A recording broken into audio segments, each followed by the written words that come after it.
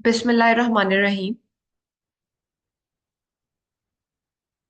Assalamu alaikum. I am Dr. Alishba Rasool, and today I will be presenting epidemiological approach to evaluating screening programs under the kind supervision of Professor Dr. Saira Afzal. The learning objectives will be introduction, assessing the effectiveness of screening program, role of natural history, critical point in lead time, bias, role of study design, recent updates, and MCQs. The learning outcome would be the participants will be able to describe the methodological issues that must be considered in deriving inferences about the benefits that may come to those who undergo screening tests. As in evaluating any type of health service, screening can be evaluated using process or outcome measures. We are particularly interested in the questions of what benefit is gained by people who undergo screening in a screening program. Assessing the effectiveness of screening programs using operational measures. Number of people screened, proportion of target population screened, and number of times screened, detected prevalence of preclinical disease, total costs of the program, costs per case found, cost per previously unknown case found, proportion of positive screens brought to final diagnosis and treatment, predictive value of a positive test in population screen. What do we mean by outcome? To answer the question of whether patients benefit, we must precisely define what we mean by benefit and what outcome or outcomes are considered to be the evidence of patient benefit. Assessing the effectiveness of screening programs using outcome measures. Reduction of mortality in the population screened, reduction of case fatality in screened individuals, increase in percent of cases detected at earlier stages, reduction in complications, prevention of or reduction in recurrence of the metastasis, improvement of quality of life in screened individuals. Introduction. To discuss the methodological issues involved in evaluating the benefits of screening, let us examine in further placing screening in its appropriate place on the timeline of the natural history of disease. Natural history of disease, epidemiological approach to evaluating the screening program.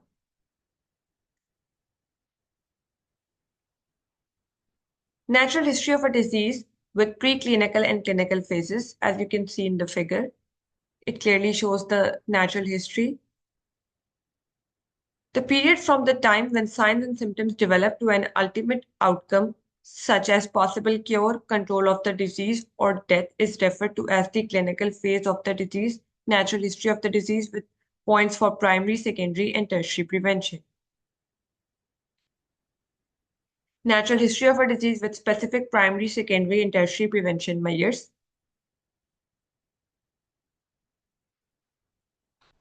The lead time is defined as the interval by which the time of diagnosis is advanced by screening for the early detection of disease compared with the usual time of diagnosis.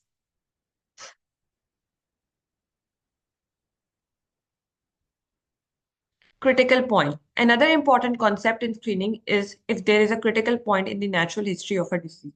There is a point in the natural history before which treatment is more effective or less difficult to administer. If a disease is potentially curable, cure may be possible before this point, but not later on. Therefore, there can be more than one critical point. For example, in a woman with breast cancer, one critical point would be that at which the disease spreads from the breast to the axillary lymph nodes. If the disease is detected and treated prior to spreading, the prognosis is much better than after spread to the nodes has taken place. Critical point. The critical point is somewhat theoretical because we usually cannot identify when the critical point is reached. However, it is a very important concept in screening. If we cannot envision one or more critical points in the natural history of a disease, there is clearly no rationale for screening and early detection. As you can see from the figure, a single critical point in the natural history of a disease is shown. It's after pathological changes, and multiple critical points in the natural history of a disease is shown in the figure B, in between the positive detection test possible and usual time of diagnosis. Pattern of disease progression. We might expect to see a potential benefit from screening and early detection if the following two assumptions hold. All or most clinical cases of a disease first grow through a detectable preclinical phase. In the absence of intervention, all or most cases in a preclinical phase progress to a clinical phase, Both assumptions are reasonably self-evident. Methodological issues.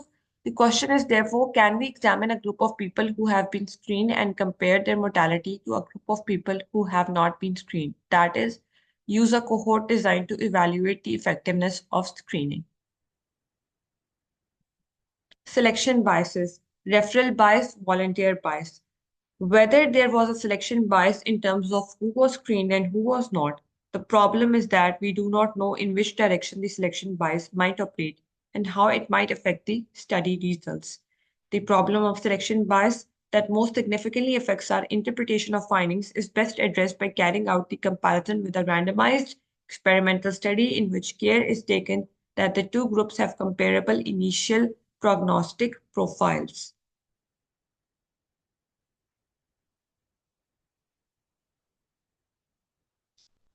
Length bias sampling, prognostic selection. The second type of problem that arises in interpreting the results of a comparison of a screened and an unscreened group is a possible selection bias. This does not relate to who comes for screening, but rather to the type of disease that is detected by screening. Does screening selectively identify cases of the disease which have a better prognosis? Could the better outcome be unrelated to the time of diagnostic and treatment interventions? There are, in fact, data to support the notion that a long clinical phase is associated with a long preclinical phase and a short clinical phase is associated with a short preclinical phase. Our purpose in screening is to detect the disease during the preclinical phase. Hypothetical. In the figure 18.6 shows short and long natural histories of disease relationship of length of clinical phase to the length of preclinical phase, while the figure below shows the hypothetical population of individuals with long and short natural histories. This problem can be addressed in several ways. One approach is to use an experimental randomized design in which care is taken to keep the groups comparable in terms of length of the detectable preclinical period, phase of illness. However, this may not be easy. In addition, survival would have to be examined for all the members of each group. In the screened group, survival would be calculated for those in whom disease is detected by screening and for those in whom the disease is detected between screening examination, the so-called interval cases. The benefits we seek in screening are delay or prevention of death, outcome of diagnosis at the usual time without screening, three possible outcomes of an earlier diagnosis as a result of a screening program is shown in the following figure. The figure 1 shows usual time of diagnosis to the usual time of death. B shows the earlier diagnosis and the usual time of deaths, earlier diagnosis and delayed death, earlier diagnosis and no diseases, no death from the disease. Lead time bias. Another problem that arises in comparing survival in people who are screened with survival in those who are not screened is lead time bias. How much earlier can the diagnosis be made if the disease is detected by screening compared with the usual timing of the diagnosis if screening were not carried out? Lead time and 5-year survival. 5-year survival is a frequently used measure of the therapeutic success, particularly in the cancer therapy. Let us examine the possible effect of lead time on the apparent 5-year survival. The figure shows A, natural history of a patient with colon cancer without screening, disease diagnosed and treated in 2008. And the B figure shows disease detected by screening 3 years earlier in 2013. Lead time. Lead time bias resulting from screening 3 years earlier is shown in the figure C. The patient became aware of symptoms in 2016 and had a diagnostic workup leading to a diagnosis of colon cancer.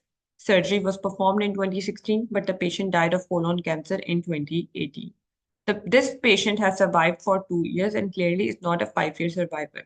If we use 5-year survival as an index of treatment success, this patient is a treatment failure. This problem of an illustration, this problem of an illusion of better survival only because of earlier detection is called the lead time bias, as shown in the figure. Lead time bias therefore must be taken into account in interpreting the results of non-randomized evaluations.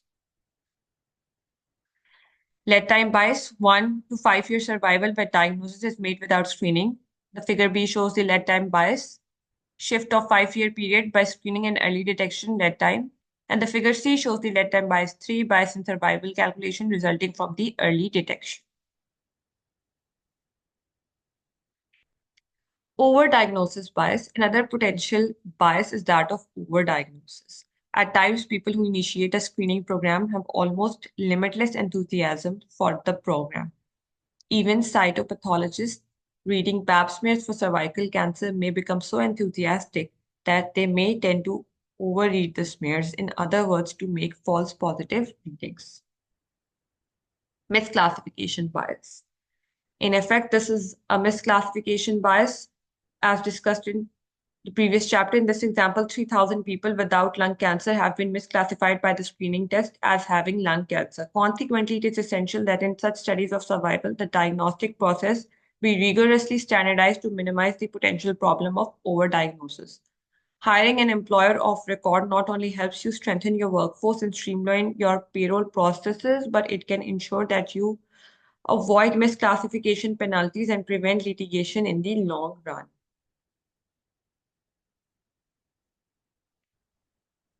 Study designs for evaluating screening, non-randomized and randomized studies. Non-randomized studies, the case control design has also been used as a method of assessing the effectiveness of screening, prevalence of a history of screening. The figure 18.12 shows the design of a non-randomized cohort study of the benefits of screening. Defined population, non-randomized, screening, not screened, die from the disease, do not die from disease. And while the design of a case control study of the benefits of screening, advanced disease, screened in the past, never screened, control, screened in the past, and never screened. Randomized study. In this type of study, a population is randomized half to screening and half to no screening. Such a study is difficult to mount and carry out and may be fraught with ethical concerns. Perhaps the best known randomized trial of screening is the trial of screening for breast cancer. Design of a health insurance plan is shown. Randomized control trial began in 1963 to study the efficacy of the mammography screening.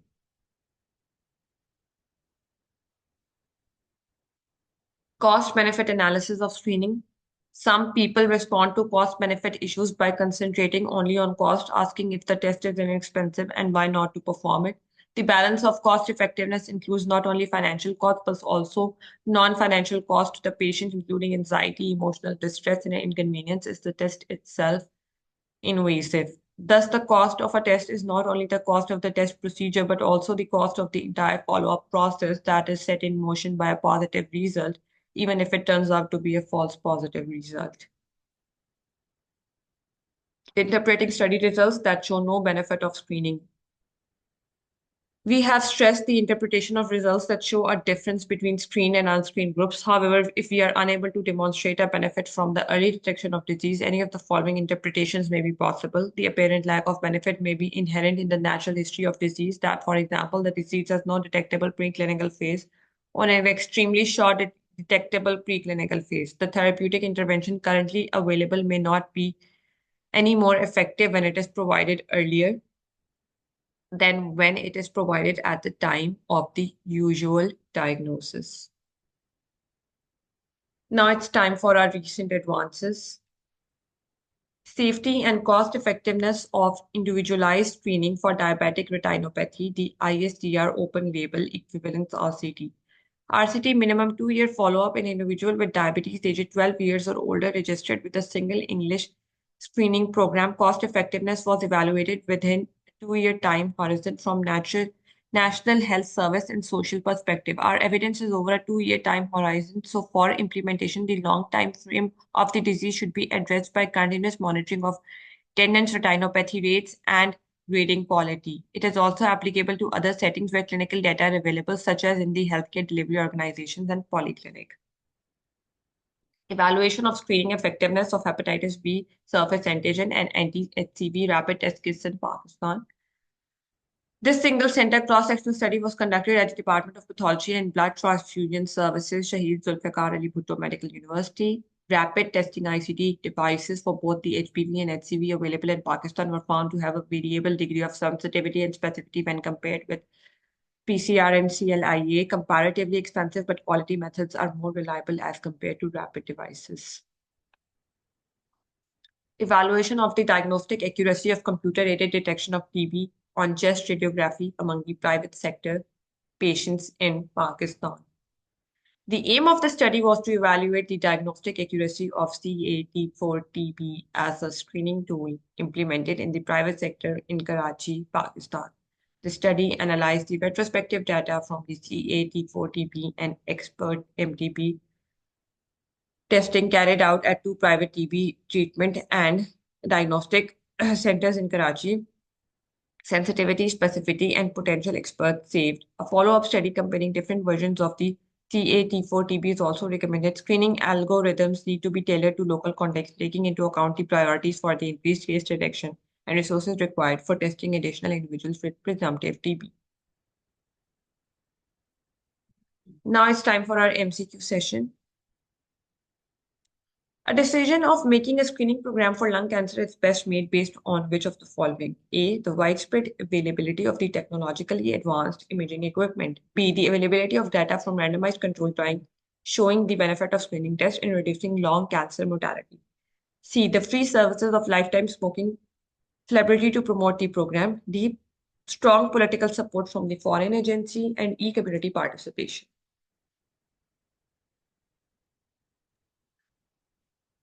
A. It's B, the availability of data from randomized controlled trials showing the benefit of screening tests in reducing lung cancer mortality. While evaluating a screening program for breast cancer using the randomized controlled trial, the following type of bias would be reduced by randomization. A, ascertainment bias. B, recall bias. C, selection bias. D, publication bias. Or E, bias in handling dropouts.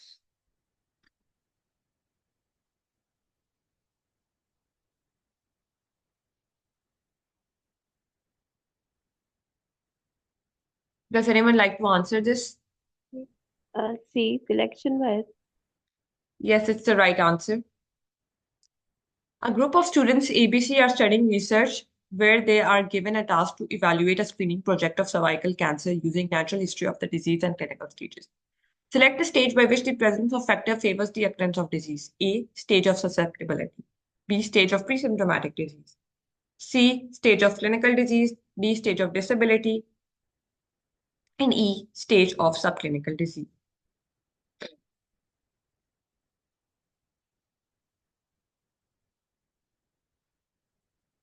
Anyone would like to answer this?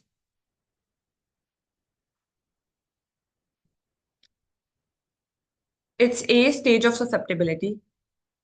A medical student is performing a chart review to assess the survival duration among a clinic's dialysis patient. They pull charts for all the patients they had seen that month who are on dialysis.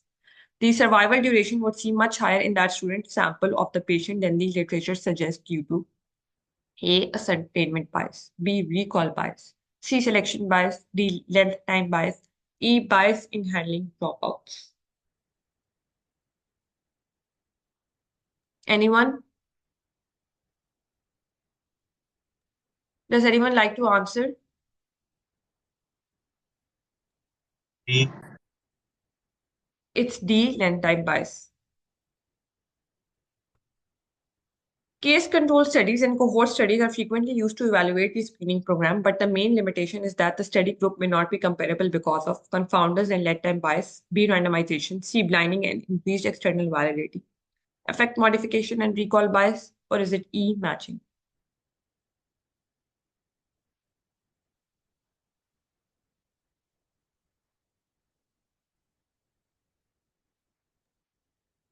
Anyone? It's A, confounders and lead time bias. A group of doctors conducted a study meta-analysis of blood size and development of prostate cancer found that the criteria used to define non-aggressive and aggressive prostate cancer varied between cohorts, which may have led to A, recall bias, B, misclassification bias, C, Bergsonian bias, D, lead time bias, or is it E, length time bias? B. B. Yes, it's B. In a hospital XYZ, the postgraduate students in the oncology ward were directed to evaluate the colon cancer screening program by getting data on recently introduced sensitive diagnostic tests, incidental findings on routine examinations, and widened diagnostic criteria to define a condition requiring an intervention. Which kind of bias can be introduced by using such sensitive diagnostic criteria? A. Recall bias. B. Overdiagnosis bias. C. Bergsonian bias. D. Lead time bias. E. Length time bias. E. Yes, it's B. Overdiagnosis bias. A group of researchers XYZ targets an unscreened population of nearby village who will be included as an assortment and screening test for cervical cancer will be applied. Which of the following factor most affects the length time bias of the study while identifying the outcomes of the patients, like symptoms or death? A. Geographic distribution. B. Subjects with long and short preclinical phase. C. Subjects with mild symptoms. D. Subjects with prompt treatment. Or is it E. Demographic characters of the population? B. E. D. It's B. Subjects with long and short preclinical phase. In our village XYZ, a team of researchers went to evaluate the ongoing screening program on hypothyroidism and its prevalence in the specific region. Which of the following is the best reason to evaluate the program? A. Assess if the project has achieved its intended goals and purpose. B. Identify only those who have the disease. C. Calculate the budget spent to date. D. Treat the patients with hypothyroidism. E. To know the burden of the disease. B. It's A. Assess if the project has achieved its intended goals and purpose. Which of the following is true about screening tests? All the screening tests do good with equal margin of harm. B. A test can only qualify as a screening test if there is multiple patients testing positive with the screening test. The health service must have sufficient capacity to cope with the diagnosis, follow-up, and treatment. D. The choice of a diagnostic test is done by the patient. E. More expensive than the diagnostic tests. C. Yes, it's C. The health service must have sufficient capacity to cope with diagnosis, follow-up, and treatment. This is the key of these MCQs. Thank you, everyone. Please like, share, and subscribe to our YouTube channel. Thank you very much, Dr. Alishba. Very nice presentation and very elaborative one. And as you are talking about a very important thing, that is for prevention and screening that can reduce morbidity, mortality, especially in vulnerable populations. And the early detection, as you have already said, that there is a critical time period. So if the early detection is done, the treatment may be more successful. That is why whenever we talk about the prevention, we always talk about surveillance, the decreasing the risk of the disease, and we want to detect it early enough to treat it with most important treatment strategies and effectively. The lifestyle changes are also growing in number so that the screening can be done within the lifespan of a person, and these specific lifestyle modifications can be prescribed to the person. However, the screening, whenever we talk about screening, there are certain biases, and you have presented it very well. Especially the difference between the lead time bias and the length time bias is the most crucial one, and it should be dealt with great care. We know there are certain screening tests like pap smear test, mammogram, that has to be done on the women, especially after their reproductive age. Mammogram should be continuously done, and the latest guidelines has said that the mammogram should be started at as early as 35 years of age, even during their reproductive life. The clinical breast examination are also very helpful in decreasing the breast cancer. Pap smear is very helpful in decreasing the cervical cancer, and the most important point is that the vaccination of human papilloma virus has been approved by the Punjab government for the women and college girls so that they can be prevented from cervical cancer. Similarly, there are other tests like eye examination or the vision test, cholesterol levels, urine analysis, and there are different types of screening programs, including mass screening and the screening for the bowel cancers, especially CA colon, the diabetic nephropathy, diabetic retinopathy, and the pregnant women antenatal care. It is also the part of the screening for the diseases that are congenitally can be transferred to the newborn babies. However, more work has to be done on infectious diseases. Infectious disease screening is still lacking.